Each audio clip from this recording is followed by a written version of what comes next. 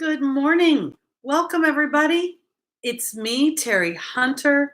It is Saturday. It's Sunday morning, and it is time for Messages with Your Angels.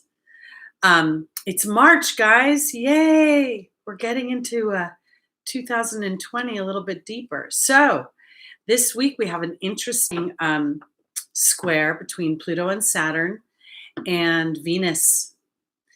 So I entitled this this live stream, "What's Love Got to Do with It?" Because Venus has a lot more to do than just love. There is self-worth, there's our possessions, our money, and all of this is going to be squaring Pluto and Saturn. And we know that Pluto and Saturn require a lot of attention. So we're going to talk about that a little bit this morning. I want to officially welcome wish Stephen a happy birthday tomorrow. He's going to mark one of the best decades, I believe, at least in my experience. He's going to start his 50s. So I want to welcome him and wish him a happy birthday. So everybody wish Stephen a happy birthday tomorrow. Okay, and we had a winner this week. So first, this is the bad news, is number 440 was a loser. There was no one who picked 440, but we did have a winner with the number 88, and that was Tiffany P, Tifffineyp, and it was in the live chat. So Tiffany, if you're here today, I hope that you'll reach out and claim your prize. And if you're listening to this in the live feedback, you have a week either way. So I'm excited about that. I've also decided to end the game, guys. We started on March 19th, 2019, and we're going to stop on the week of March 19th, 2020. It's just something I've been guided to do. So we'll have it kind of wrap itself up. Maybe we'll have some fun things popping up in the next few weeks beforehand. So stay tuned. Maybe we'll have a few more winners. We'll try to knock a few things out. Okay, so we're going to start our readings. Again, I want to make everybody aware that we have this dynamic between Pluto and Saturn squaring Venus. Venus is in Aries right now, late degrees. And this is just for a few days, but I really think that it's what's love got to do with it? I think it's a bigger picture. I think it's an opportunity to re-examine using our Mercury retrograde that is going to be moving into Aquarius. So maybe we can get a little more of a objective viewpoint on our love lives, on our self-worth, on the things we value in our possessions, and go from there. So let's start with our Pisces and start to move our way towards Aries. Okay, is it Shelly's birthday today? Happy birthday, Shelly. Okay, I want to welcome everybody. All right, here we go. We're going to start with our Pisces, and we're going to work our way towards Aries. And let's see what Spirit has to say this week.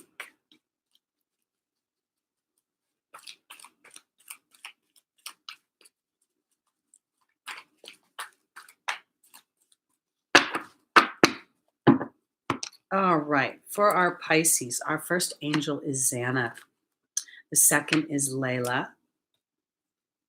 The third is Seraphina. And the final is Bethany. All righty.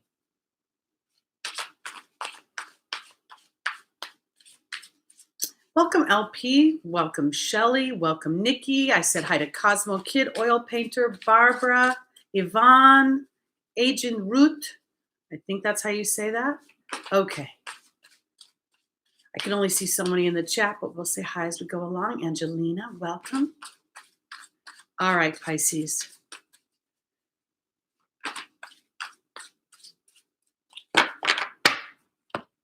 All right, Xana is being joined by the cow.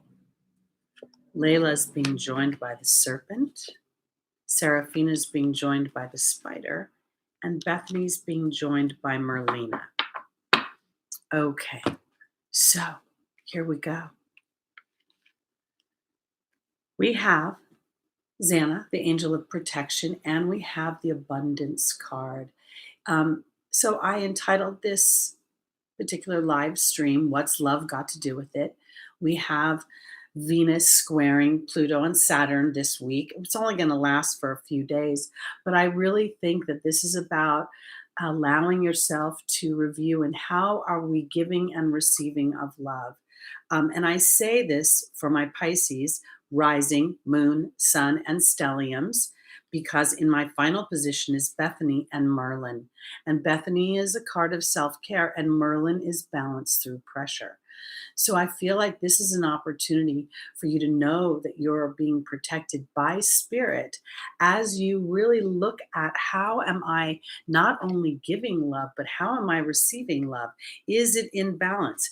Because Layla in our opportunity and or our obstacle and the serpent is here. This gives us an opportunity to really review and then to shed a skin. And also, I want to say it this way. Layla represents signs and omens from the universe for me, from God and the angels. And it's my job in many ways to pay attention to what is happening around me so I can extract those signs and omens. Um, I was talking to someone the other day, and it was a client, and they were getting a hit about um, some sort of uh, like they kept seeing this job thing come across, and they started to think about whether they were supposed to look for a new job. And really what was happening was spirit was leading them to a resource that would bring them more support within the job they already had. So this is where I want to say, because Pisces, Layla and the serpent are here to say it's really, this is about knowledge, and knowledge brings in some sense a healing.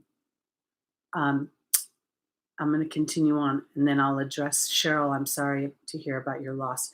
Okay, but this is where I'm going for Pisces, because through this, we have in the angel's advice, and this is all about relationships right now, okay? And the spider for me is a relationship card. It always has been. It's where there's a cooperation. Once the fly, once whatever it is gets in the spider's web, it doesn't leave, and it's meant to nourish the spider. It's meant to bring happiness and more fulfillment. So I want to offer this for my Pisces.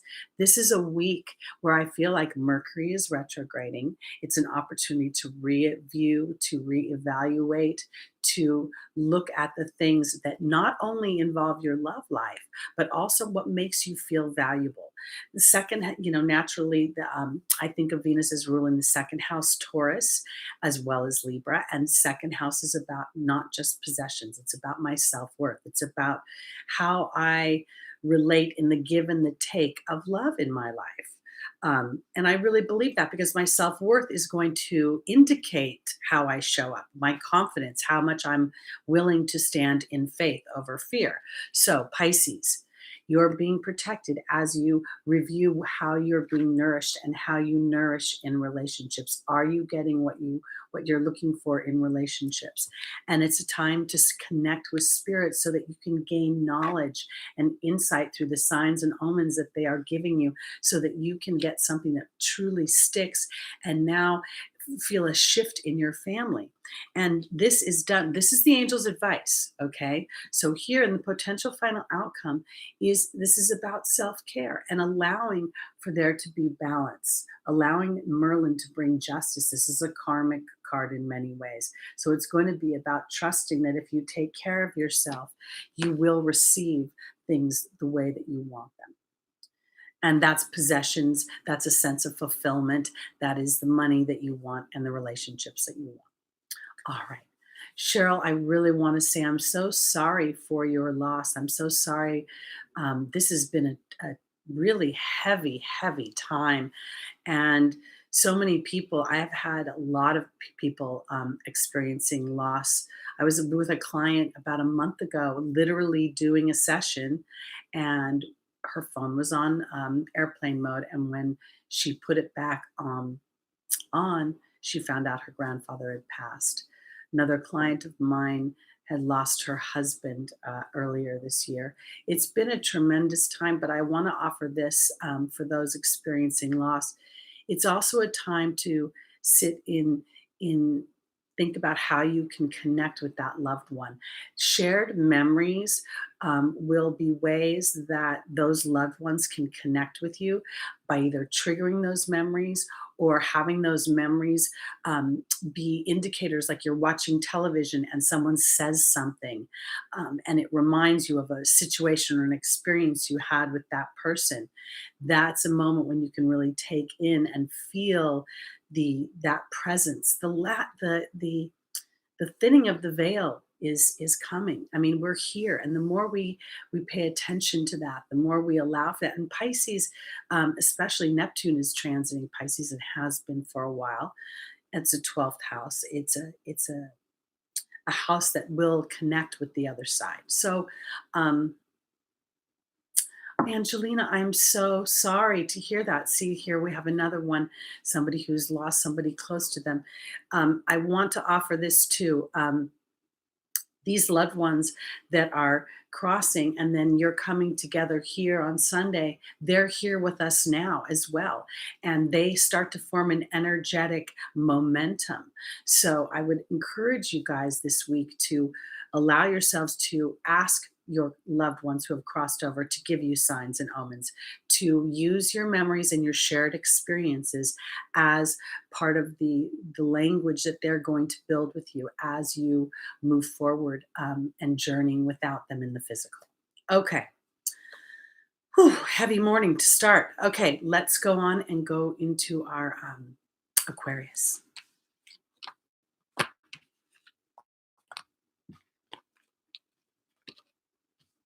Yes, Shelley, it is. It's all about rebirth, and we can't have a rebirth without some sort of death, and death is transformation. Hi, Cece Pups. I tried to get Lucky to come say good morning, and it's raining, and he wanted to go sit on the bed and sit on the warm, cozy cushions or blankies. Okay.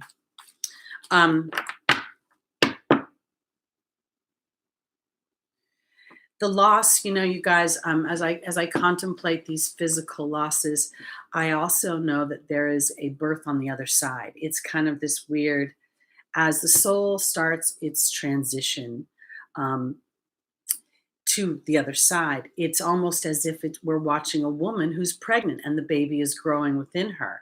And so there is celebration. There are people and souls gathering for that arrival. So if in some ways you can wrap your own human mind around that, then you can in many ways connect, because the dense energy of grief, the thick fog that it creates will mask, and it will camouflage spirit as it tries to come through, and it will create doubt. Okay, so here we go. Let's go on to our Aquarius. Aquarius, that's Aquarius moon, rising moon, sun, and stelliums.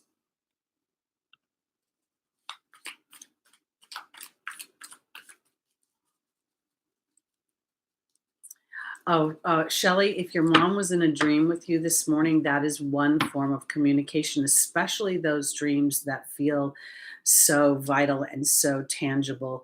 Those are visitations. And you can feel the difference between just a dream and that feeling that someone is actually there. And it's been my experience from hearing from others is oftentimes there are no words. It's not like you have this physical conversation, but more you feel a conversation through your mind.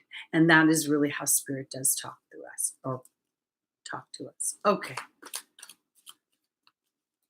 Here we go, Aquarius. Get a little tea.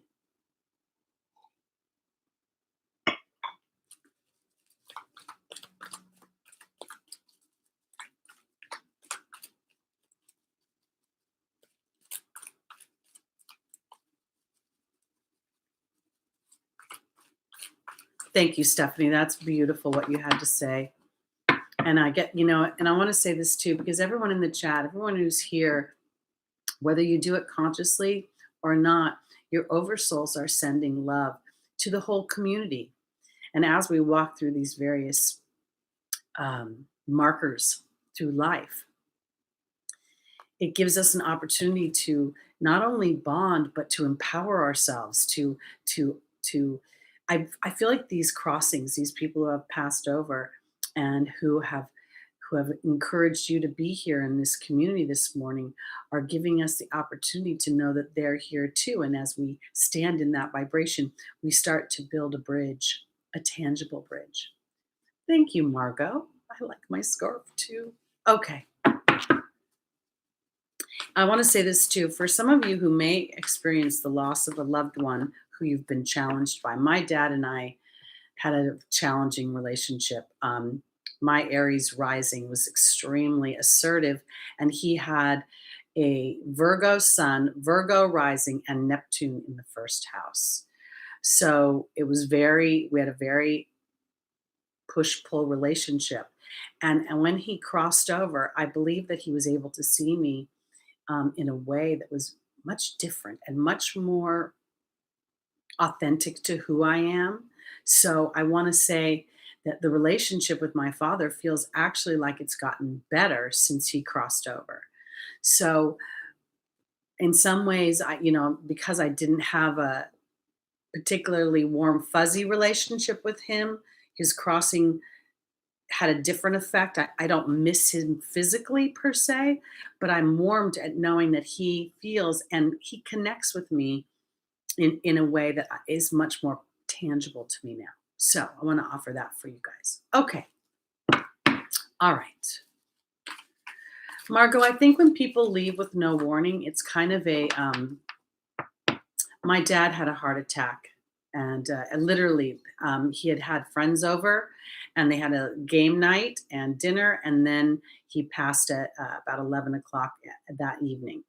I feel like in some ways when someone goes with a heart attack, it's kind of easier for them. It's hard and jarring in the sense of their sudden absence, but it's kind of easier for them rather than going through this slow decay. It's hard for the body. It's hard to feel vital and then have the body break down. So I wanted to offer that. I'm also, interestingly enough, I was studying aspects yesterday. I was reading Sue Tompkins' book. I believe her name is Sue. And I just happened to run across, I was looking at my dad's chart, and she was talking about aspects of Mars and Neptune and heart attacks and things like that. So kind of a blessing for the person who had the heart attack. Kind of a blessing. It's quick. All right, here we go. Here we go, Aquarius. Right, small. That's right. Okay, here we go. Aquarius, rising, moon, sun, and stelliums. Stellium is 4 or more planets in one sign. I love red robins. There's an old song, the red, red robin goes bob, bob, bobbing along. It's quite a happy little song. Okay. Our first angel is Indriel. The second is Fiona. The third is Astera. And the final is Chantal.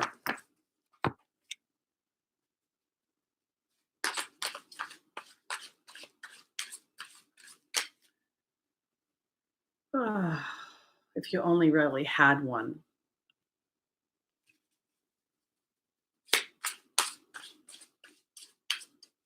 It's a privilege to grow old. No, Capricorn is not done yet. I go backwards, Nirvana Flux. I start at Pisces and I work my way towards Aries. He's gone. No worries, Nikki. You ain't got a troll. You ain't in the game. Okay.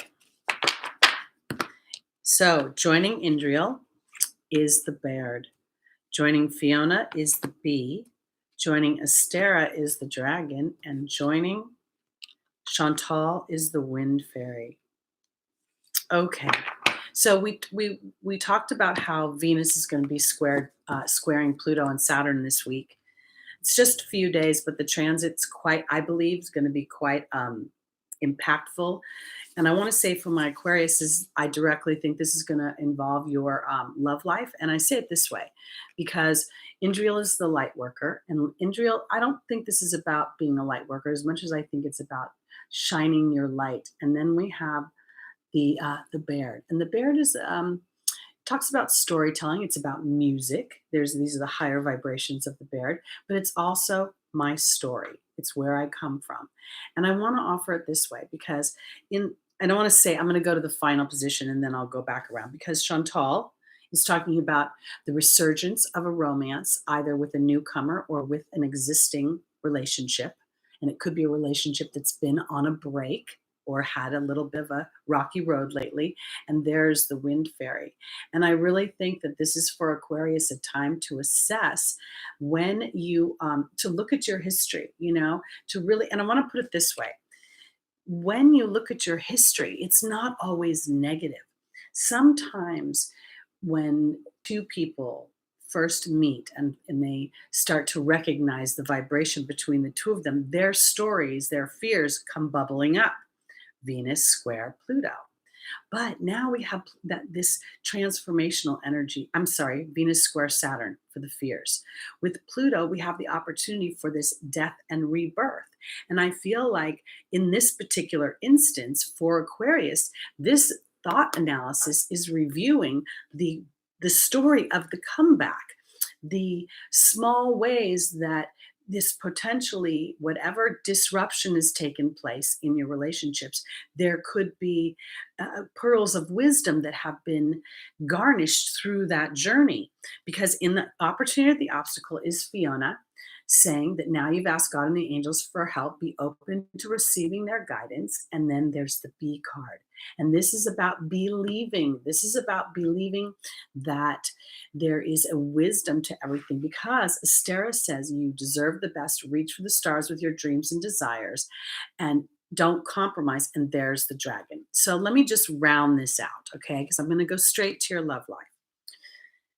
Aquarius, if there's something you want in your love life, and in defining that to the object of your attention, it has created discord or it has created some sort of choppy road, I believe that holding steadfast to that higher vibration and allowing yourself to see that if there has been some distance, there has been a learning process that we have all been going through in this Pluto-Saturn conjunction. And so I believe there is a strong potential for a resurgence in the romance to find love, but it is about looking at how the road, that song, Bless the Broken Road by Rascal Flatts. So there's a way that whatever's come before is enhancing what is to be. And if it's broken away, there's a good reason for that, but it could also bring appreciation. Somebody has, as you've been away from them, they've realized how important and how valuable your energy is, and they come back in. That's where I'm going with this. So here we have Pluto and Saturn offering us during a Mercury retrograde, squaring Venus so that I can reevaluate my possessions, my value of myself, my love life, and then step into the vibration that sits the best for where I want to go. And it's not about necessarily, as I said, taking action, but about stepping into that vibration, about giving life to that idea, reevaluating from how am I winning versus how am I losing. Okay, there we go. On to our Capricorns.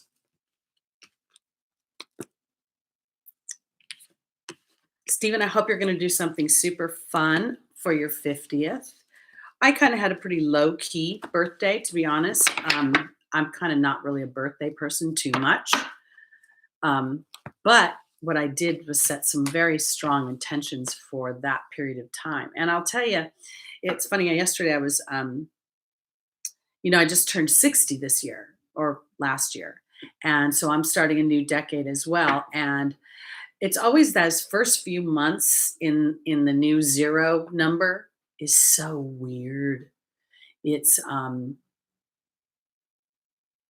don't know, it's like I don't know why 59 feels better than 60. I don't know why 49 feels better than 50. I don't know why 39 feels better than 40.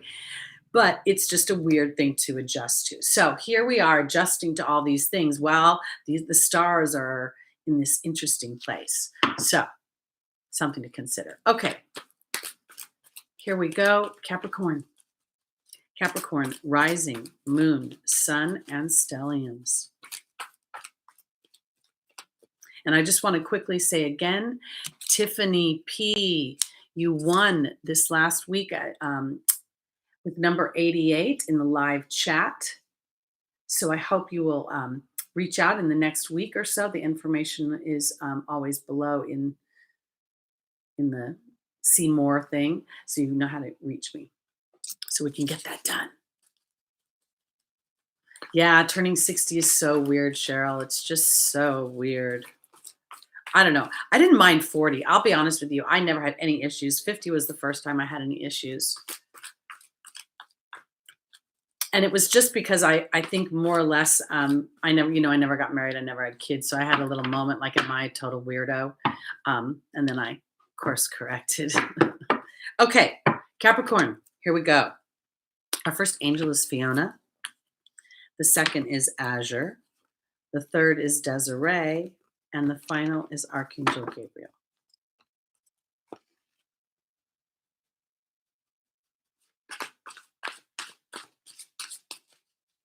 I want to say this too to everybody. You know, when you start to build your language of spirit, like hummingbirds being significant, butterflies. I love the red robin.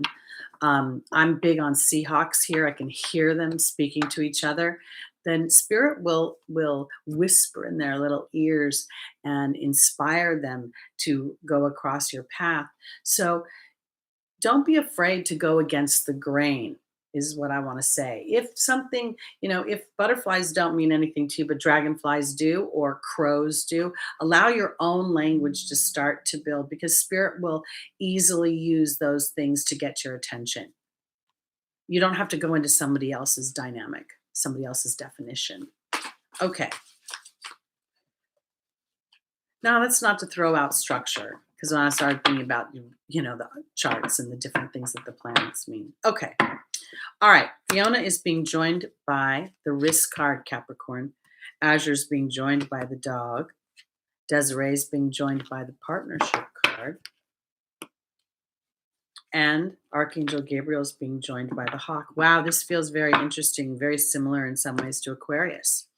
Okay, so I think that this week is very much about love, about second house matters.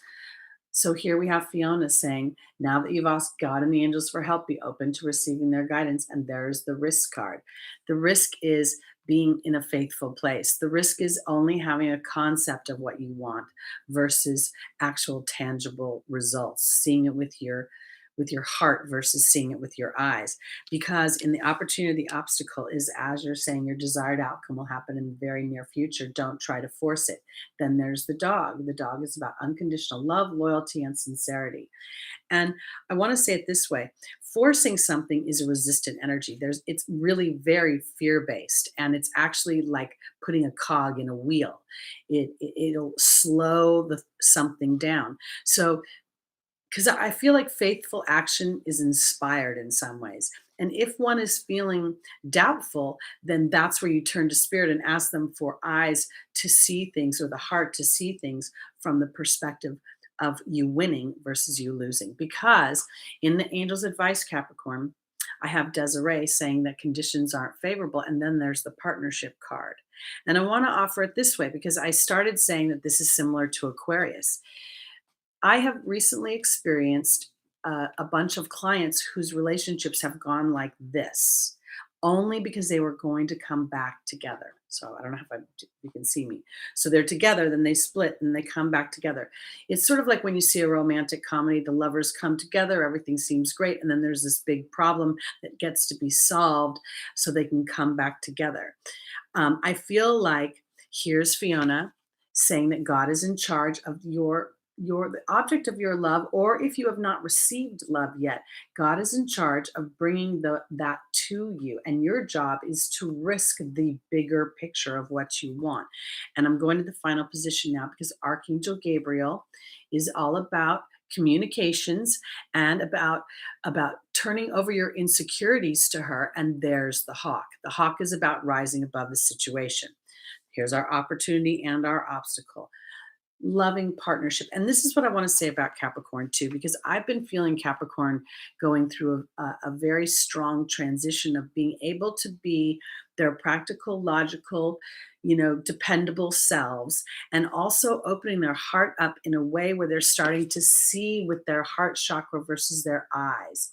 So I feel like this is another level. Here we have Venus. Venus is about our self-worth. I know most people are going to talk about love outside ourselves, but if we don't have love inside ourselves, it's really hard to feel connected and secure in love outside of ourselves. So this is where I feel like, for my Capricorns, this love is twofold. It's about you accepting yourself in a more authentic way. Like, I don't have to be perfect. I don't have to be right all the time. I don't have to have all the answers. I can be cranky every once in a while if I want to, and know that I'm still valued in love. Because this Desiree and the partnership card, to me, in the angel's advice, is about looking deeper into how I'm processing love, not necessarily the situations that are happening outside myself. So, and if indeed for some reason you're going through, if you're in the cycle where things are split apart in many ways, this week is giving you an opportunity to turn over this situation to spirit while you look at it from a bigger perspective. And when I say bigger, is it filling your heart? Is there room for more authenticity? Is there a place where you know, sometimes we think we're making decisions based on faith when we're really trying to fill a hole, to stave off a fear in some ways. And Saturn is going to bring up that fear. Pluto is going to bubble up wherever that imbalance is, and it's directly squaring Venus. I don't necessarily think this is always going to be outside. It may be inside yourself. How much are you willing to risk what you can see with your heart, Capricorn? How much are you willing to risk seeing something that isn't there? That's what I'm asking for. Believing something bigger than yourself. And in doing so, setting a momentum that is an invitation to spirit to bring that experience in versus trying to push to make it happen. Okay, there I'm going. On to our Sagittariuses. Okay.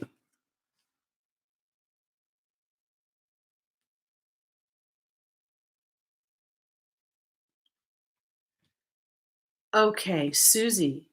Um, I can only imagine how hard it is when there's so many balls up in the air to figure out where am I going?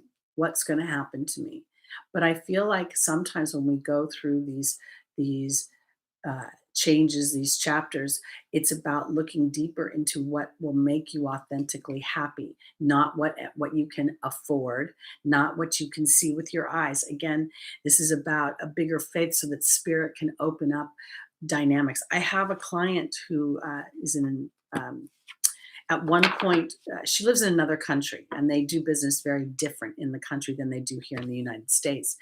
And at one point, she said to me that there were certain things she had to do in order to facilitate her security. And she went down that path for a while, and it ended up cracking up and it didn't work out for her. And then she put on she started to tell the universe what she wanted and how it would make her feel happy. She didn't name the scenario, she named the dynamics. I want a job that pays my bills and gives me enough to do the things I want to do, gives me the time that I need to push forth my dreams, going into the characteristics. And then within about 2 months of concentrating on that, how will it feel once I'm sitting in that settled place? Spirit started to bring her out of nowhere, connections through Facebook or, random people that she would meet that opened doors that started to move her story forward. And then part of her job was to stay aligned to that story. So for Nikki and for Shelley, as you're walking through these what appear to be dark corridors in your life's journey, it's sometimes those dark corridors that make walking into the light so feeling so on track, so empowered, so aligned. I guess that's the way I want to put it. Okay, let's go on to our Sagittariuses.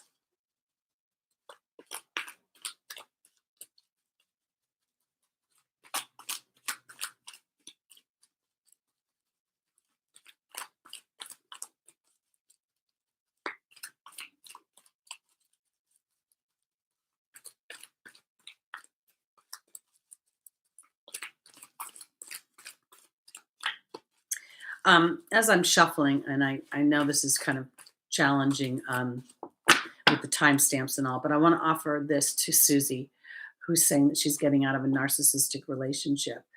Oftentimes, Spirit has shown me that when we're in contract with someone, when we marry someone, we're in a contract, a soul's contract with them. And while a narcissistic energy may be a challenging one to deal with, oftentimes the other party have been offering an invitation to this person to see things from a wider perspective. There's also this person that's offering the invitation. It's their soul's contract to know when that invitation has expired, when that invitation has been over extended, and to pull it back. And rather than to see yourself as victimized by the situation, allow yourself to be empowered by knowing you offered an invitation, the person did not accept that invitation, and now you are free from that situation so that you can go on and rise above. Holding on to the anger will tether you to that vibration. The victimization of the narcissist will attach you to a karmic lesson of being able to, because narcissists are they show themselves really quickly. So I kind of want to offer it this way. If you can see yourself as standing in a higher vibration and offering an invitation, and now that invitation is done, the chapter is done, and by you moving forward with your vision of your life, you energetically and karmically release that connection. Okay, here we go. Oops. I'm going to Sag now. I promise.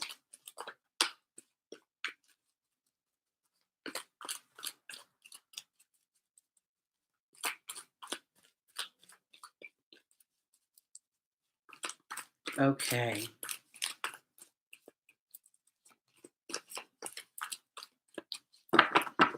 All right, our first angel for Sagittarius is Athena. The second is Archangel Uriel. The third is Xana. And the final is Shanti.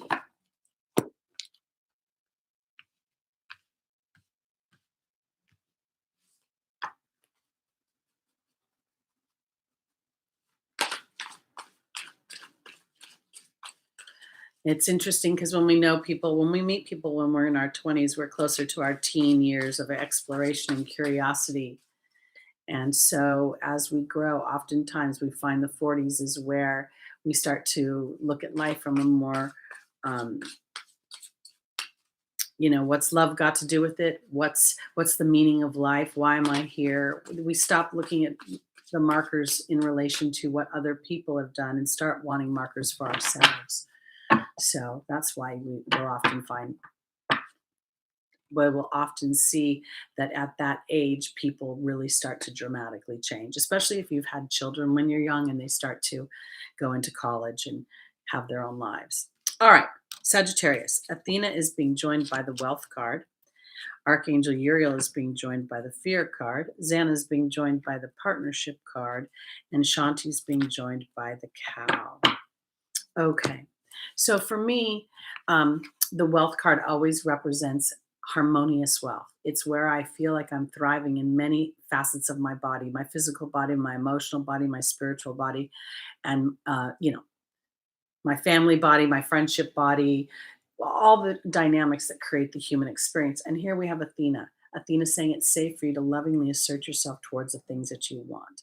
And this is for Sagittarius, rising, moon, sun, and stelliums. And I want to say this because this is really, you're ruled by the ninth house. The ninth house is the connection to the angelic realm. It's the foreign ideas, higher ideals in many ways. And I feel like this is about asserting yourself to a higher ideal of what you want, and knowing that when you assert yourself towards that you will, I'm going to the final position, experience more peace and more reception of what you want, more nourishment, more abundance. I feel like what Spirit is saying is that you've been going through a period of time where you're learning that fear is actually empowering you, because we've got a very strong energy here with Archangel Uriel and the fear card. Saturn, Pluto. Pluto rules, what bubbles up underneath us, and what happens when when we're angry, we see our blood is boiling, right? So I feel like for Sagittarius, the opportunity here is to see how fear can empower you. And I say that because Xana is the angel of protection, and there's the partnership card. Oftentimes in the broadcast, you guys have heard me say that without fear, we would never know empowerment. Without some of the more challenging dynamics in the human experience, we wouldn't feel that gusto, that zest of creation, that bursting through. It's the song from Let It Go. It's time for me to see what I can do to test the limits, to break through. What we break through is our own limiting thoughts, our own fears, our own trepidations. And as we connect with Spirit, and as we connect with ourselves and our deeper truth, we can feel that we're being protected, and we can see how things are coming to us through Spirit, and how they're bringing in more peace. Okay. All right. On to our Scorpios. Exactly. Wildflower the poet. Without fear, we don't get to be brave. We don't get to be courageous. We don't get to, I think this is the reason we really incarnate, because I think that when we're in spirit, the fears that we would see in the human, it's like watching a play. It's, that when you get shot, you're not really dead. You're just going to get up and move on to the next thing. And so when we get into this human experience, and we're pushed under this veil of this table is solid, and this is all what's real, and then we pop through because we've conceived something, and we've pushed past what others thought we could do. It's incredibly powerful. And it's it's the nirvana. It's the soul comes back here, because I think we're on this journey to not avoid the contrast or the fear, but rather to align it to our deeper truth, so that when we walk through those fears, they're more fun, they're more empowering. I think part of the problem is we all get here, and we start being pigeonholed into dynamics, and we start looking to create security with our wallets, and with our homes, and with our cars. And we forget that those are just vessels for our enjoyment. They're vessels for our soul's creation. Okay. All right. Kind of looking at the chat at the same time, and I have to laugh. Ascending Aquarius, Tony Robbins kind of scares me too. I don't know why, but he just kind of does. He's intense. And I'm intense. I don't know why. Oh, small wildflowers, you're at Costco? Oh my God, that's one of the scariest places on earth. Tony Robbins and Costco in the same chat. That's pretty funny. Two really scary places for me. Okay, here we go. We're on to our Scorpios, rising, moon, sun, and stelliums. Our first angel is Opal. The second is Archangel Gabriel. The third is Uriel. And the final is Crystal.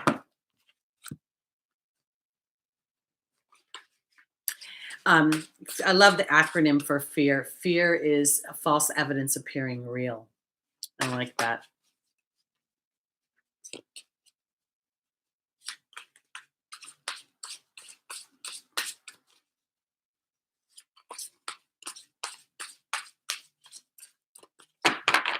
All right, Scorpio. Joining Opal is the horse. Joining Archangel Gabriel is the wasp. Joining Archangel Uriel is the truth card. And joining Crystal is the butterfly. Okay. So, all right, here we go. The Opal represents our children, our safe in heaven and earth. But when I'm talking to such a large group of people, I have to say, I think this is my inner child. And I want to say this for Scorpio. The horse represents to me, it's always been a very intuitive card. And I think you guys know recently we've talked about it as a totem. It's about going another direction. And I feel like what this is trusting. This is about my dreams in heaven. This is about the inner child.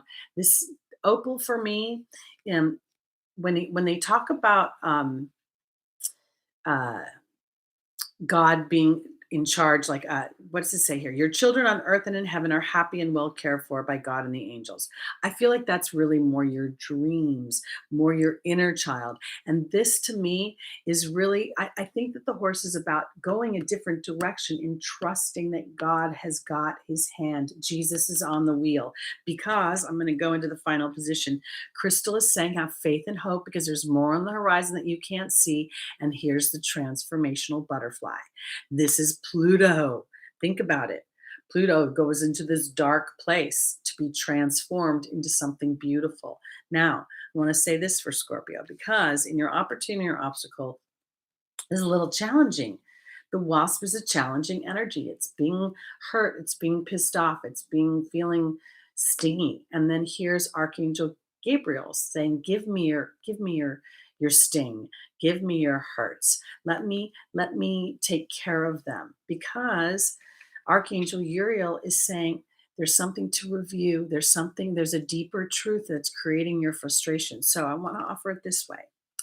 If Scorpio is staying in a job, in a relationship, in a dynamic within your own heart. Remember, we're talking about Venus squaring Pluto and Saturn. Venus is not just relationships, it's the relationship I have with myself. It's my self-worth, it's my possessions, it's the things that I value, it's my money. And so I feel like for my Scorpios, this opportunity to really not only turn things over to spirit, going a new direction, trusting that what's there, and then looking where you may be participating in your own unhappiness because you're settling for something that isn't a deeper truth, and that's going the different direction. So allowing for this metamorphosis, allowing for this deeper truth that Pluto represents to bubble up so that you can experience the truth of that deep, savory connection that Scorpio loves so much. Okay. We are still doing the numbers until March 19th. We started last year on Lucky's birthday and we'll end on that week. I just felt like this was going to become really hard in the next year to keep track of and a lot of time consuming stuff here. So we're gonna try something, do something different. We'll figure something else out. Okay, we're gonna go on to Libras now.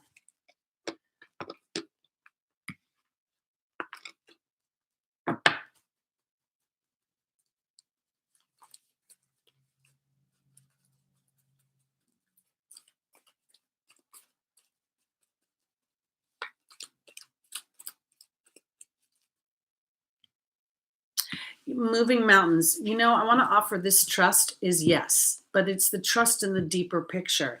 It's that deeper truth that you may be frustrated you haven't seen yet. Okay, so I've never been married. I'm 60 years old. I never had any children. And I'll tell you, I've had a really challenging last, I don't know, year or so. And right now, I have Saturn squaring my Mars, my Sun, and my Ascendant. And I have Chiron conjunct, I'm sorry, yeah, Chiron conjunct my South Node. I feel so incredibly beat up by the world, and not like I'm physically being beat up, but every day I feel like I'm pushing myself a little bit to see all the good things in my life. That I feel like Saturn's yanking on me a little bit. So my point is this. I'm saying this because trust is not about what's happening right now. It's like this bigger picture. I really believe that, and I have my whole life, that my end game is going to be amazing. And I feel like right now, when I look at my chart, I'm going through this transition, but the transition is again deeper and deeper levels of what's true to me and what I want. And when I step into that energy, spirit starts to fill it. So, moving mountains, this is about trusting the deeper wants and desires of your heart and knowing that you have come here to live those things, to experience those things. And whenever you're going through some trepidation or doubt or fear, it is that opportunity to be empowered by that lower energy. So that's where I'm going with that. Okay. It's Susie, going within, it's like, because I've done so much self reflection over the years that sometimes I'm like, what more do you want from me? What more? I don't want to look any deeper into anything. I'm over my childhood. I'm over my sisterly relationship. I'm over talking about all that stuff. I'm sick of it. And I think that's where we start to look at the planet's transformational higher vibrations. That's where, because I was thinking, I literally woke up in the middle of the night and I'm looking at my time passages, and Saturn in the middle of the year is going to go retrograde and then hit and square all these things again. And so is Pluto. And I'm like, oh my God, I really just so over it. But then I realized as I'm contemplating it, all I'm seeing is the darker elements of that transit. What if all of that is something that pops off the other side? What if that's when the butterfly's coming out of the cocoon? So I guess in some level, it's my job to continue to seek out the higher vibrations of this planet, even if I am feeling like I'm going, oh, I mean, honestly, it feels like I'm walking in mud. Okay. I believe that painting is a wonderful way to connect with spirit.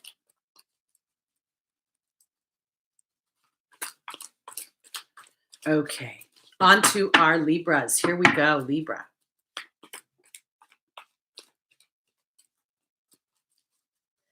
I've just been going through my second Saturn return, and the Saturn return was not as challenging, honestly, as the conjunction. I want to offer it this way because, that first Saturn return comes when you're like 29 or 30. And I do remember the first time I was really going through a hard time, and I ended up getting a drunk driving ticket. And I didn't know anything about astrology back then. But had I known, I would have been aware that I was going through wedding season and all my friends were getting married. And I was the queen of uh, let her, will she be in my wedding? So I was in everybody's wedding, and yet I wasn't in a relationship and things weren't happening. And anyway, my point is this. I drank a little bit too much one night because I was going out with somebody that I didn't really like. And I ended up getting a drunk driving ticket about it. So I would say this: to get through your first Saturn return is to be conscious and to kind of stick with what makes you happy. Like if you really don't want to date that person or you don't want to have that job and you're pushing up against it, you're going to run into trouble.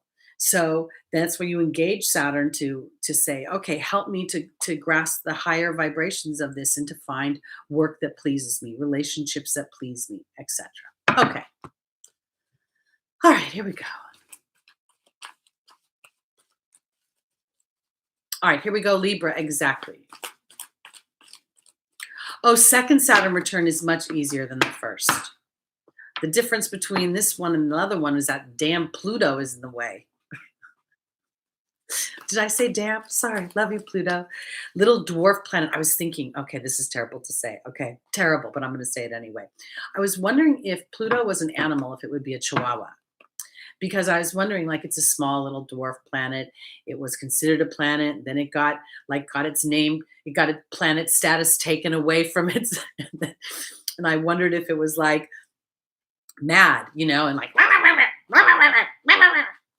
that's what I was thinking about it. So I'm going to try to be nice to the little Chihuahua planet, not irritated.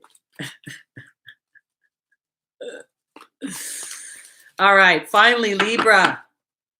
Here we go. First angel is Desiree. The second is Merlina. The third is Rosetta. And the final is Rochelle.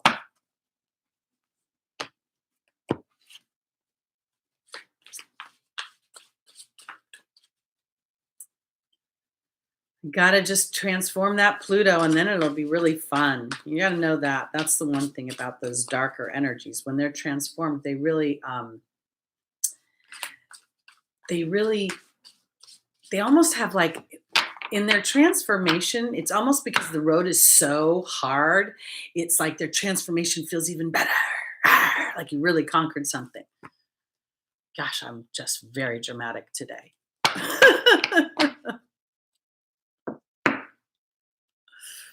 I'm not saying that Pluto is a small yappy dog. I'm just saying that sometimes in its smallness, it's huge. That's what I was trying to say. The super magnet, exactly. I didn't mean, I'm not bagging Pluto, and I'm not trying to say anything bad about Pluto. I'm just frustrated because it's squaring me all over the place. And I know I signed up for it. I signed up for, this is my natal chart, my transits. I know. Okay, here we go. Libra.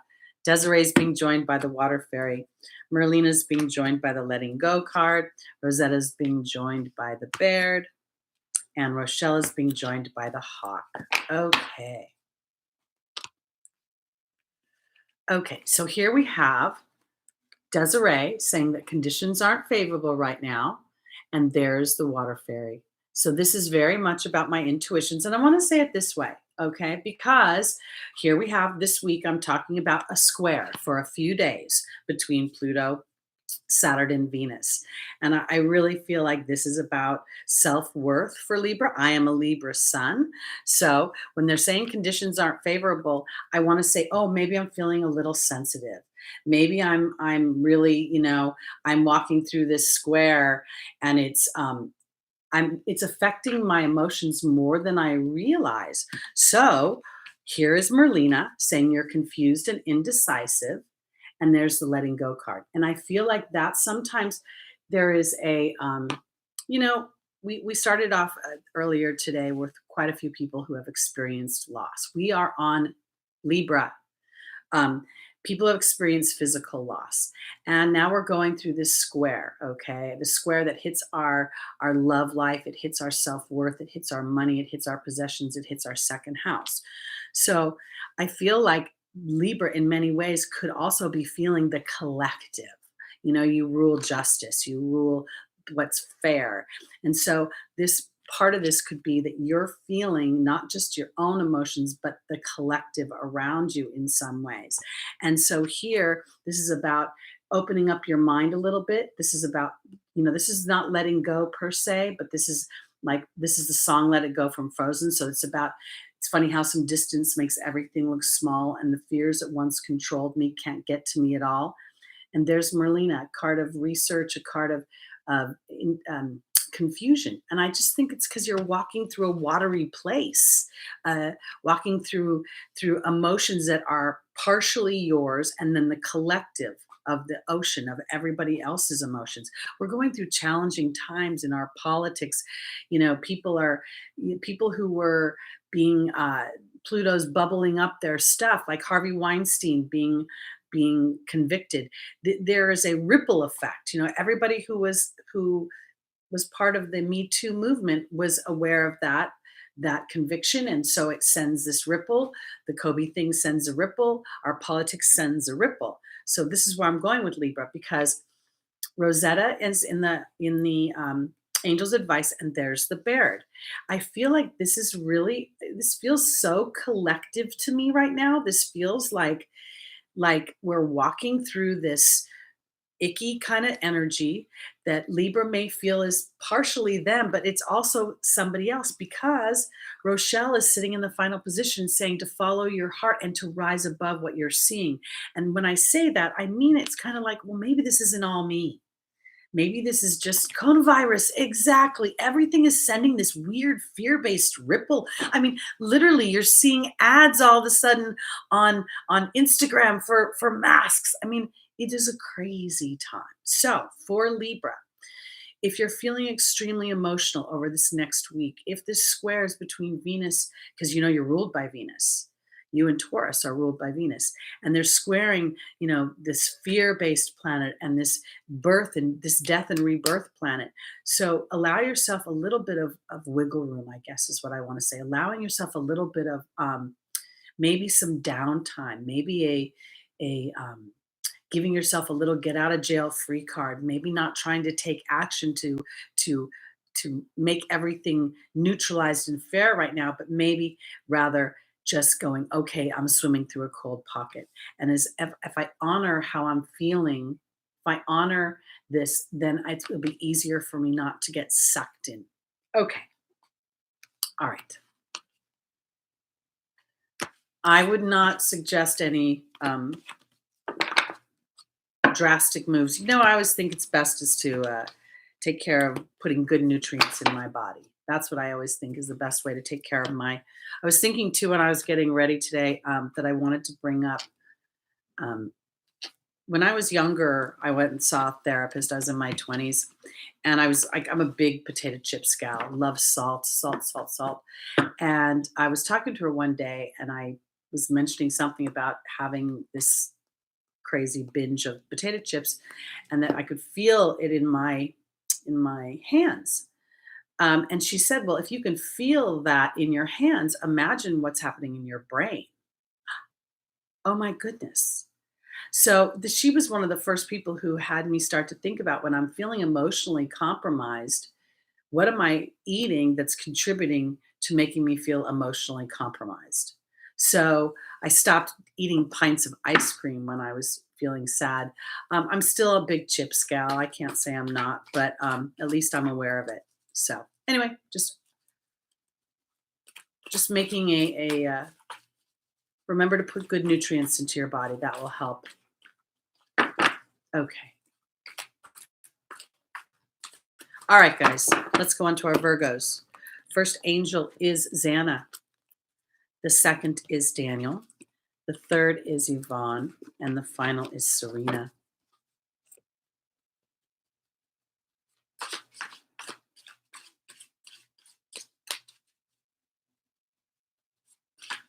Regina, absolutely. Coming into your core power and hold ourselves. Exactly.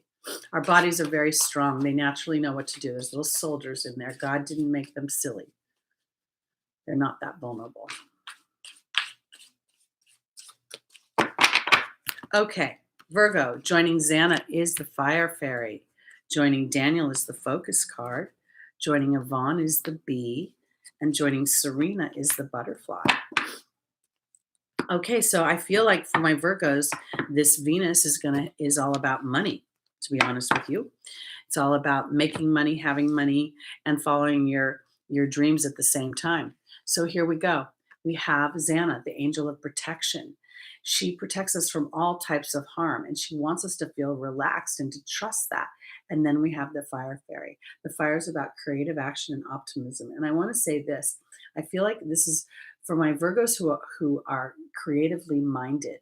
You're ruled by Mercury, so there's going to be many of you could be writers and mercurial type things. I feel like it's time to step into that. Venus, we talked about Venus squaring Pluto and Saturn. So I feel like this is a week where you can sit in and know that you're being protected as you go into your creative endeavors.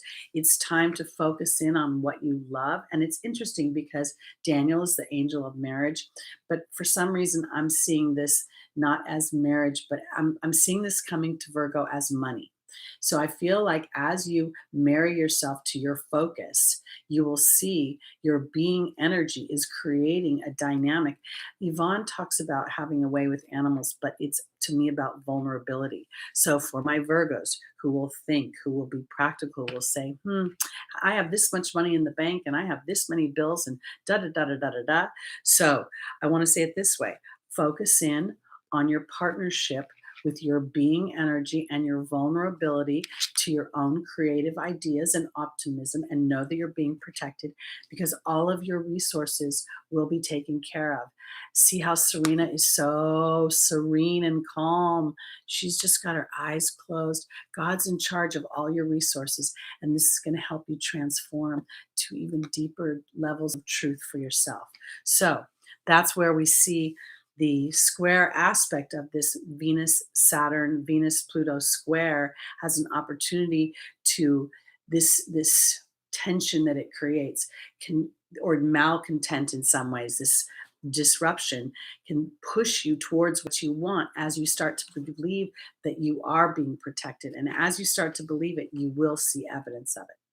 Okay. Yeah, I very rarely eat processed foods, although I eat a lot of restaurant food, I gotta say, which I'm gonna stop doing. I want to make my food more, but between working from home and not driving, if I start cooking at home, I may never leave my house. All right, here we go. Let's go on to our Leos.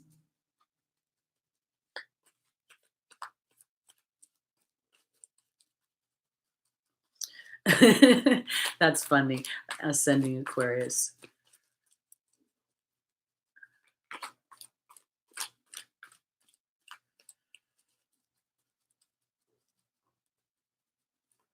Tammy, sometimes if we can't actually feel optimistic, we could just go into neutral. Neutral sometimes meaning I can't believe and I can't disbelieve. I feel like that's a place that oftentimes I find myself in that energy lately. I find myself in a place where I want to put it this way. These squares and this conjunction that we've been walking through is really illuminated what isn't versus what is. And this morning, it's raining today, or it's cloudy, it's windy, and I looked out my window and I thought, I really, really have to remember how incredibly blessed and lucky I am. And I'm not just lucky because something fell on top of my head. I'm lucky because I believed when there was no sign or evidence that any of this was going to work out, that life was going to work out. And there's a lot of things I still want to experience, but there's a lot of things I thought I never would experience that I have experienced.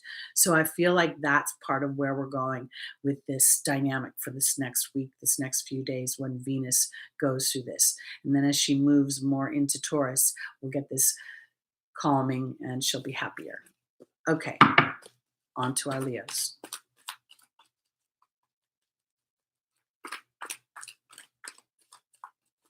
I got a new there was a sale on an enamel Dutch oven, and I've always wanted one, so I got one, and I think I'm going to go back to being a little bit more making my food. I'm really into the medical medium, honestly. Okay, here we go, guys. All right, my Leos. Our first angel is Patience. The second is Rosetta. The third is Caressa. And the final is Ariel. I think we lost small wildflowers at Costco. What a scary place to be lost. All those ladies passing out processed foods with plastic gloves on. Okay, here we go. Leo.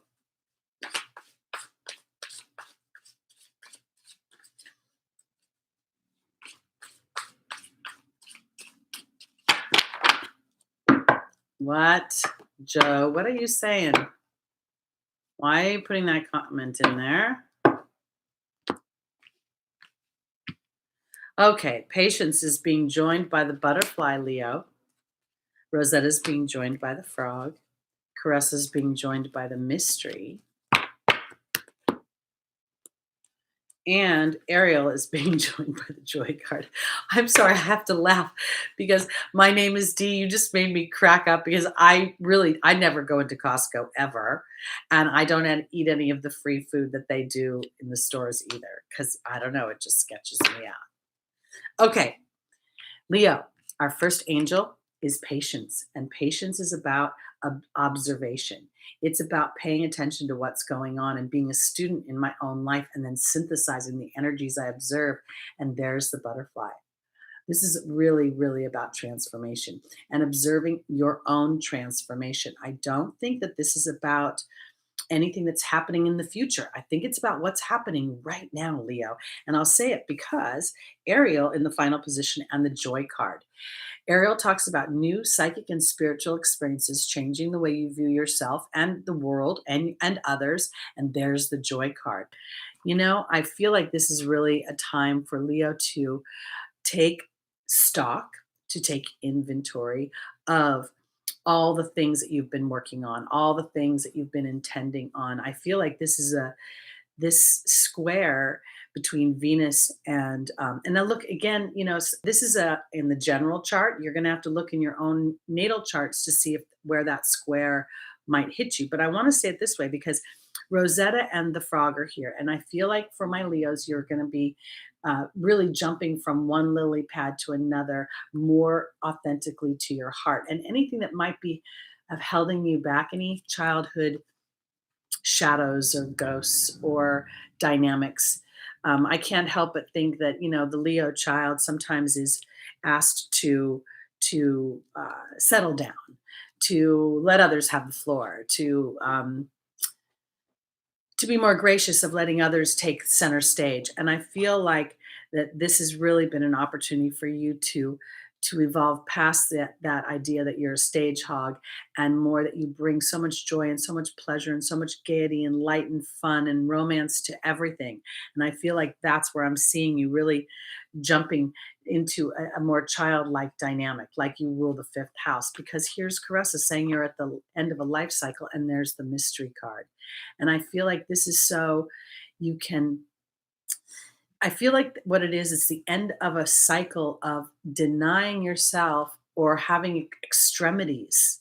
And I feel like it's your connection to spirit that is allowing you to express your joy in a more authentic way that is very much more palatable to others. It doesn't feel so overwhelming. You know, the sun is the king of our universe, of our solar system. You're ruled by the sun.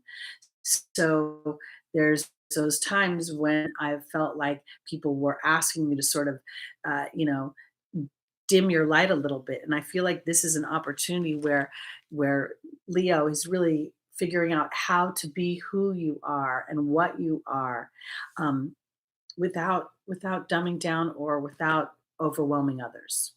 Okay, that's where I'm going with that. All right, let's go on to our cancers.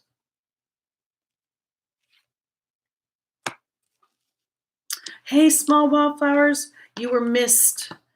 And just because your energy in the room is so amazing.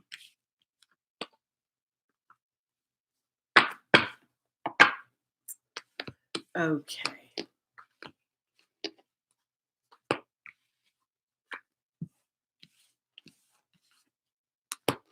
Okay.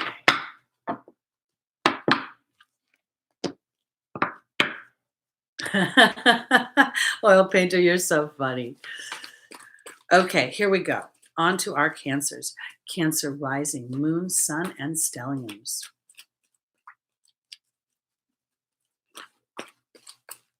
Thank you, everybody.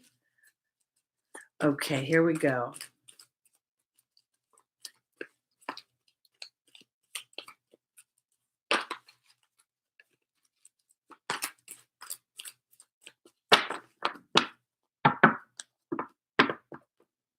I don't know if anybody's done timestamps, and God knows it can't be easy. Okay, here we go. Cancer. Our first angel is Patience. The second is Rochelle. The third is Isaiah.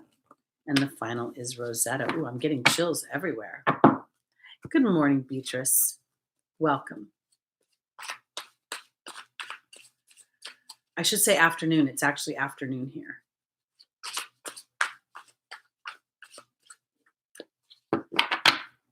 Thank you. My name is Dee. I love doing these shows. It's so much fun. And I got to tell you, I don't know if you guys caught this a few weeks ago, but every time before I start the lives, I always have like this weird feeling of calling in sick. I don't know why. Sometimes doing things I love actually makes me nervous. Okay, Patience is being joined by the Deer card.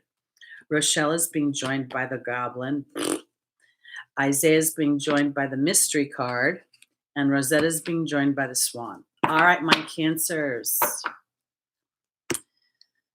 Okay, so here we have Patience. Patience is not about sitting on an egg, guys.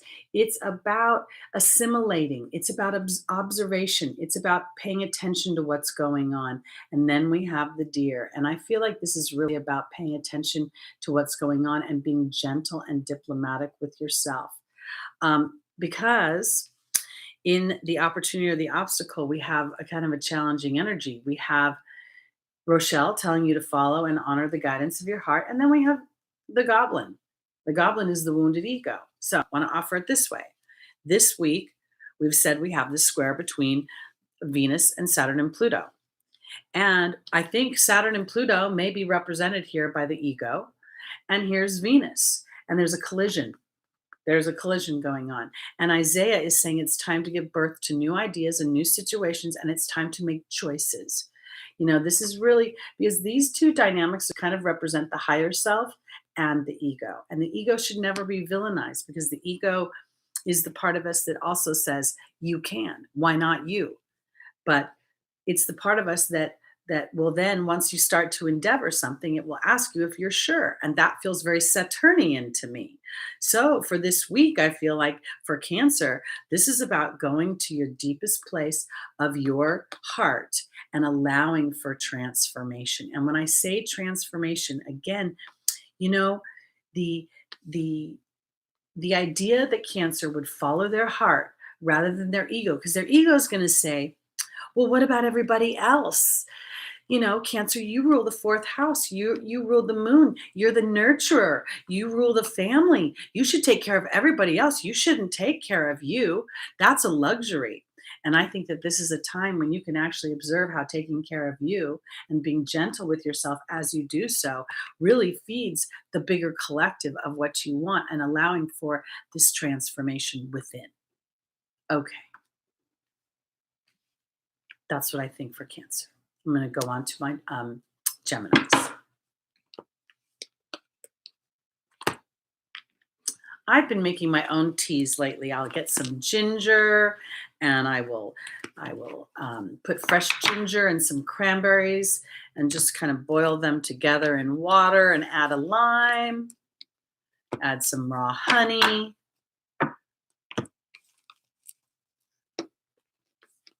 I love Earl Grey as well. But then I tend to want to put some cream or some milk in it. I'm trying to stay away from dairy because dairy and I are no longer good friends. Okay.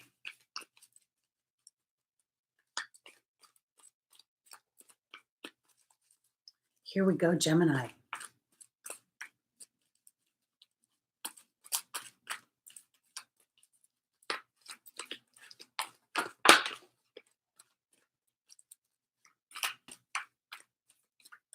Whoop. Well, one card just flew out of the deck. Let's go get it. That would be Indriel. So she's going to be our first angel. The second is Celeste. The third is Ariel. And the final is Crystal. Ooh.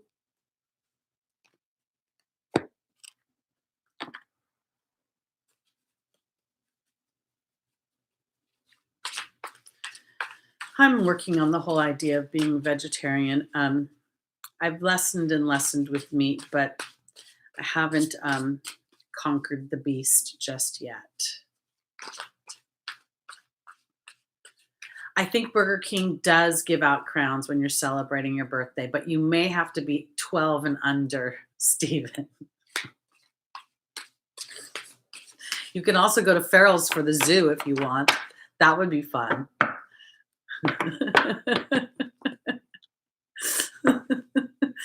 You guys remember the zoo? They would run through the whole restaurant clanging bells and this big pot of ice cream. Okay, Gemini, joining Indriel is the Love card. Joining Celeste is the Water Fairy. Joining Ariel is the Raven. Joining Crystal is the High Priestess. Wow. I think this is pretty cool. So, Indriel and the Love card are in the foundational position. Venus squaring Pluto and Saturn. I want to say this for my Geminis. This is about shining your light in love. And when I say shining your light, this is not about walking around saying, I love you, I love you, I love you. It's not. It's about like just being excited, because this is, I believe that love is in the air for Gemini. I want to say it this way. If indeed you have not met someone yet, I want to say that I feel like it's coming up.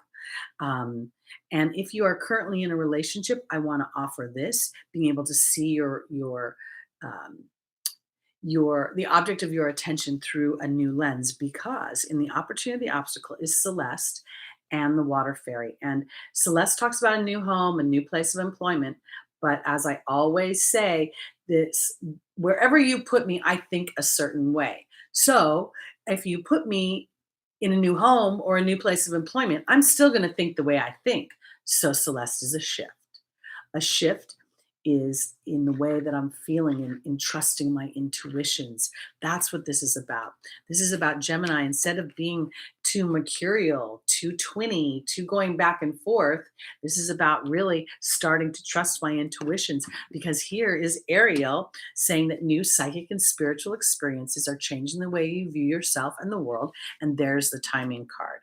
The Raven, magic, coincidence, synchronistic events. And then we have the in the final position, Crystal and the High Priestess.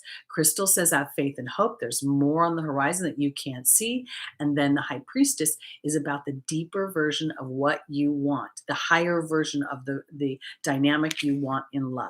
So I want to offer it this way, because I have a Gemini client, and that person has been experiencing sort of this thing going on in their love life. And intuitively, I've been saying that all of this is working in your favor. And that person has been like, I don't think so. I don't think so. And I keep saying a shift in the way the other party is thinking. An experience needs to be had in order for them to be able to get past their fears. That's what's happening here. So I want to say for my Geminis, as you give life to the idea that spirit is moving things around, that sometimes a disruption is actually clearing the debris and bringing in what it is that you want. So this week, you're being charged during this dynamic of this squaring aspect. Am I going to believe the higher vibrations of Pluto and Saturn and Venus, or am I going to believe the lower vibrations? Am I going to focus in on that, or am I going to focus in on the reward that when I do the hard work of believing in what it is that I want, that I will experience that? That will be rewarded. So that's what I want to say for Gemini. I feel like Venus representing your love life. This doesn't feel like it's about your self-worth. It doesn't feel like it's about your possessions. It doesn't feel like it's about things outside yourself. This feels like it's about straight up intimate love.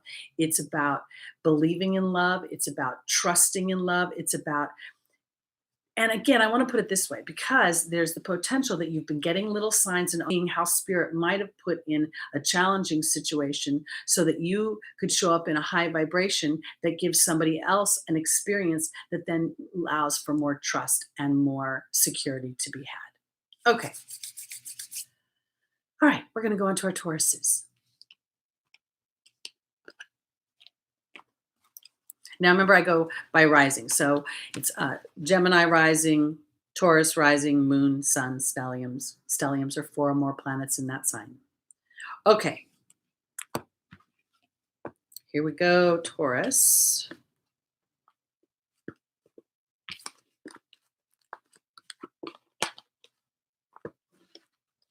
I think that playlists are really great ways for me to anchor my energy. Oftentimes when I have had a certain series of experiences, and I see myself trying to focus in on what I want to experience, believing in love, believing in more money, believing in more ease. And then I find myself shooting back to the old experiences, like almost like a rubber band, ding. And so that's where I'm like, I start to say to spirit, thank you for giving me the eyes to see things through a new lens, the heart to believe even more rooted, more succinctly, more deeply in these things, so that as I believe, I can start to manifest, and then I have to pull my attention in those directions. Okay. All right. Here we go, Taurus.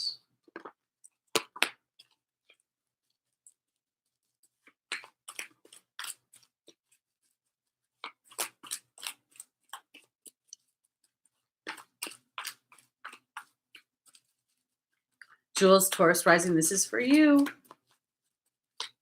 And then Venus will be moving into Taurus, so that should lighten that energy up.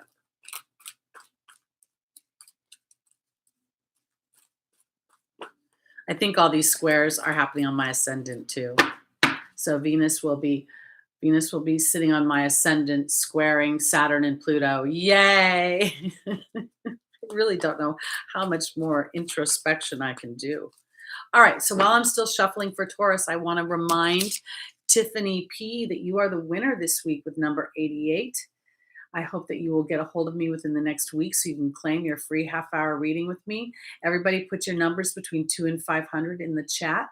We are going to be putting a button on this game on March 19th, the week of March 19th. So we just have a few more weeks to go. All right, here we go.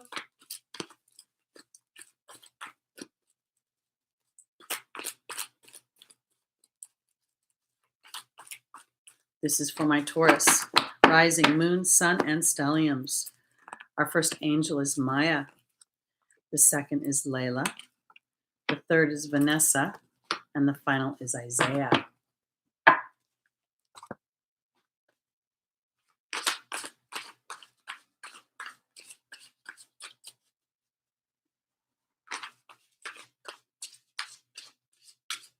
Oh, Tipo, I wonder why you're running 5 minutes behind. Hi, Brianna. Hi, Debbie.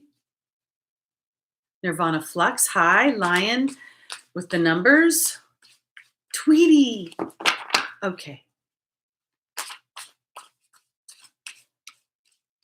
Alrighty. Taurus, joining Maya is the dragon. Joining Layla is the queen. Joining Vanessa is the earth fairy. And joining Isaiah is the hawk.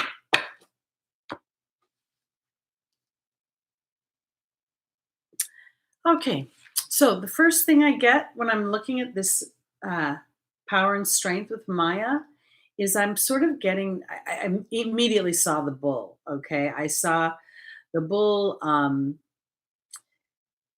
I felt like Taurus is learning how to use your power, how to, Taurus can be very stubborn. I'm a Taurus moon. And I feel like this is about, because I'm saying that because I'm going to the final position with Isaiah. It's time to give birth to new ideas and new situations and to rise above a situation. I want to say it this way. Taurus, to me, sometimes, at least with my Taurus moon, I feel like I get an idea in my head and I get a little stubborn about being right about it. And if it's about someone that I think that I like, someone that I find attractive, love, interest, I may ignore their challenging dynamics. I may only see what I want to see. And I say that, true confessions of a Teri hunter, but I feel like if I'm going to find my true power and strength, it's about really observing things from a higher perspective. Does this really resonate with me? Will this really serve my long-term goals and what I want? Because in the opportunity, the obstacle is the queen and Layla. And in the angel's advice is Vanessa and the earth fairy. The Layla talks about signs and omens coming through nature, and the queen is about receiving. And then the earth fairy is about a new foundation, and Vanessa is about faith. So I feel like your opportunity is to connect with spirit about what you really want to receive in your love life. And I want to go there because of our Venus square Saturn and Pluto. I feel like you get to see where sometimes you may be hanging on to a situation that may not be serving you completely. And it's time not to step away from the situation, but to give yourself sight, to give yourself an opportunity to see things from a broader perspective, and to really look and see, am I receiving the things in the relationship that I want, and to start to have faith that yes, I am worthy of these things, and it's time for me to start to claim them. Okay.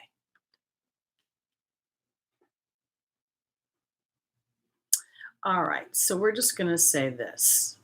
You ain't got nothing nice to say. You ain't got nothing nice to say. So, bye-bye. We're going on to our Aries now. Aries rising, Aries sun, Aries moon, and Aries stelliums. Hi, Maddie. Hi, Faith.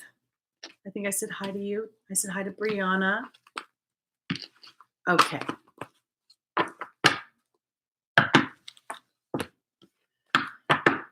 All right.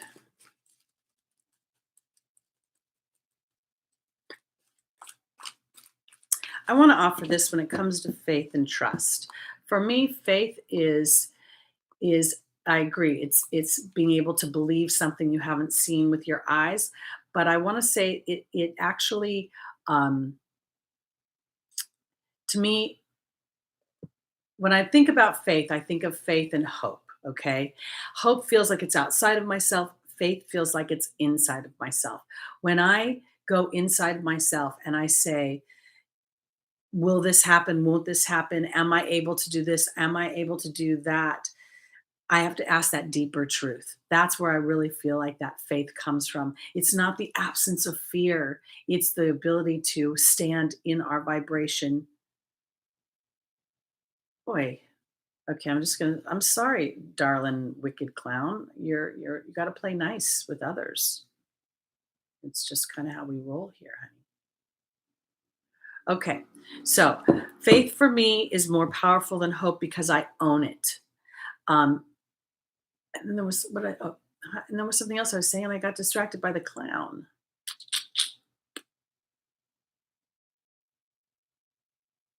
We were talking about faith, and then we were talking about trust. That's what it was. This is the other thing I want to say.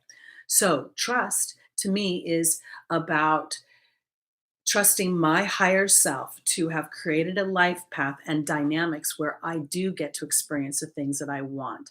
So, it's faith in myself and trust in myself and my guides and my connection to spirit that I have everything that is all the characteristics I need to manifest what it is that I want to experience on this earth. And any challenges that come up against me are meant to be resources so that when I sit in that vibration, I can feel safe and secure because I have been resourceful in my willingness and tenacious in my drive and and just moving forward, even if it's only one little toe tip at a time. Okay.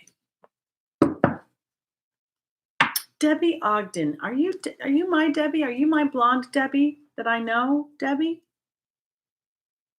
Because I feel like you're my Debbie. Okay, here we go. I don't know if every therapist is really. I want to put it this way. I don't want to bag any therapist, but I feel like when I was in therapy, I experienced a lot of going backwards, a lot of wanting to talk about my past, which actually inflamed it. It made me more pissed off at my parents, more pissed off at the experiences I had had. So, what I found is that when I work with people, I use their history as a rear view mirror, and then I focus mostly on the windshield of where they want to go. So if someone is seeking a therapist, I feel like it's important to assess how they go about their business. Do they have as much investment in seeing your future and more of an investment in seeing your future than they want to examine your past. Our past is a reference point, yes, but it should not be chewed on because it will create a momentum. Remember, thoughts are things, and the more we think about something, the more momentum we create on it. Okay. All right. On to our final sign, Aries.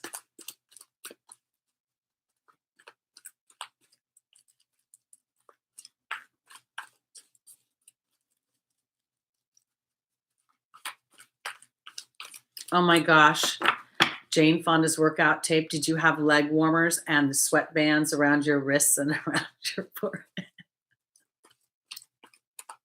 I used to actually go to Richard Simmons' aerobics class back in the day. I was telling a client, I don't know if any of you remember the jeans Chemin de Fer. Do you guys remember those jeans? I knew the owner of Chemin de Fer, one of them, and my girlfriend and I would go with him to Richard Simmons' aerobics class, and then we'd go and have breakfast afterwards. It was really very funny. Richard was what a loving, warm guy. When you were working out, he would come up, and he would kind of like, if you were doing something odd, he would coach you, or if there was a resting position, he'd come and he'd like put his hand on your head or something. It was really very, very warm and loving. Lots of leg warmers. Lots of pink leg warmers. Okay, final sign, Aries. Here we go. Okay, so first angel is Rosetta. The second is Archangel Raphael. The third is Mystique. And the final is Yvonne.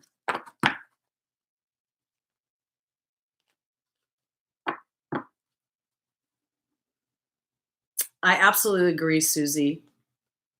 Talking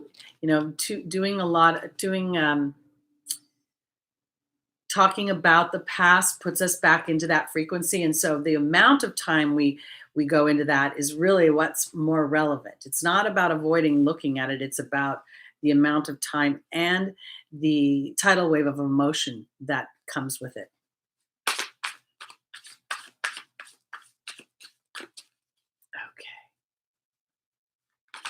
Mercury retrograde has got us, I swear, since the storm period. I don't know. Just surrendering to the whole thing, if you ask me. Okay, Rosetta is being joined by the Fire Fairy. We are in our final sign, Aries. Archangel Raphael is being joined by the Restriction card. Mystique is being joined by the Hawk. And Yvonne is being joined by the Perception card. Okay. So, Rosetta talks about having a way with children, and then there is the Fire Fairy, which is about creative action and optimism. I want to put it this way. Many of you may be parents. I'm not a parent. And when I see this with such a large collective, I think of this as the inner child. And I feel like for Aries, Spirit is saying it's time to have optimism and to think creatively in your thought process. And I say it this way because in the final position, here is Spirit asking you to be vulnerable in your perceptions. When I say that is because here we're going through this square aspect between Venus and Pluto and Saturn. Also, for me personally, it's going to hit my ascendant in Aries. And so I think this is really going to hit Aries about your self-worth. It feels like, are you too Martian? Are you too assertive? Are you frustrated without not being able to take action right now? Because here we have Archangel Raphael and the Restriction card. So here I want to offer it this way, because Mars wants to move. I want to do things. I want to make things happen. And now is the time not to make them happen. Now is the time to sit. Now this is interesting because Mystique is saying to keep charging ahead, to expect miraculous solutions. Whoops, let me move my fingers differently. That looked kind of funky. And the Hawk is saying to rise above the situation. So the restriction or the reconciliation, the healing that Archangel Raphael offers in our creative action in this area is about rising above the situation to see that we are still in process and that there will be inspiration that comes. But sometimes that inspiration comes through a period of darkness or a period of quiet or a period of what appears to lack movement. Not all movement is physical. So This is where our Aries goes back and is vulnerable to their own perceptions. Are you saying to yourself, Aries, if I'm not moving, I'm not making anything happen? If I'm not moving, I'm not being productive. I'm not being authentic to my truth, because I think that there's a bit of a um, I want to kind of almost call it like it's a doodah, it's a dance, it's allowing myself the quiet time of creative thought and contemplation without actual contemplation. All right, let me see if I can be clearer. When I'm doing a creative project, if I sit down and try to be creative, I'm like, my brain goes dead. I am best creative when I'm cleaning or when I'm doing something else. If I'm working on a project right now and it's moving like at a snail's pace, I'm telling you, and I want to blow through it. But I look at life was so much easier before I knew my transits. I gotta tell you, I just was living through each bad day. Now I see larger periods of time. But my point is this, is that through this process, I've really wanted to just grab on and make it happen. And what I've realized is that there's a series of inspirations and experiences that are coming, not just for myself as the the person who conceived the idea, but the participants involved are going through experiences that are being facilitated by this transit. And I'm saying all the things that Pluto and Saturn are hitting right now, right? Because we go from one dynamic to we get the Pluto and Saturn off of one thing, and then it starts hitting something else, because we're being called upon to go deep to our deepest truth, to allow whatever illusions, whatever somebody else's agenda, whatever herd mentality we're falling into inadvertently, because we're pack animals by nature, but it's not authentic to our happiness or our truth. All of that is being bubbled up. So for Aries, I believe that during this week, while Venus is going through these squares, heading into and calming down once she gets into Taurus, that it's about a childlike innocence in your creative process. And I want to say this, any restriction is going to bring some sort of reconciliation, some sort of inspiration. And our job at this time is to keep plugging ahead by keeping our head above the clouds, above the water line, to see from like a plane and to be vulnerable to our perceptions as it is.